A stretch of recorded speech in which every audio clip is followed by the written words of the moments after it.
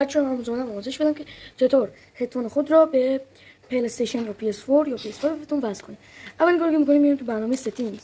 وقتی وارد برنامه settings شدیم اینجا دیوایسز رو انتخاب می‌کنیم.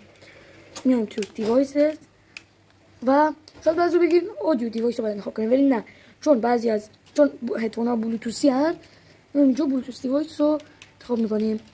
بعد با این چیزی که هدفونی که نوشته انتخاب می‌کنیم و اگه نمی‌دونید اسم هدفونتون چیه این عکس هدفون رو انتخاب می‌کنیم، صبر می‌کنیم. اینجا بعد یس رو بزنیم. وقتی یس رو زدیم میاد بلوتوث آدیو دیوایس آر ناس ساپورتد بای PS4. برای خیلیاتون این مشکل پیش میاد، ولی برای بعضی از هدفون‌های پیشرفته بهتر این مشکل پیش نمیاد. تا ویدیو بعدی خداحافظ. و اگه دوست دارین که ویدیو بازی هم بذارم براتون تو کامنت ها بگید. تا ویدیو بعدی خداحافظ.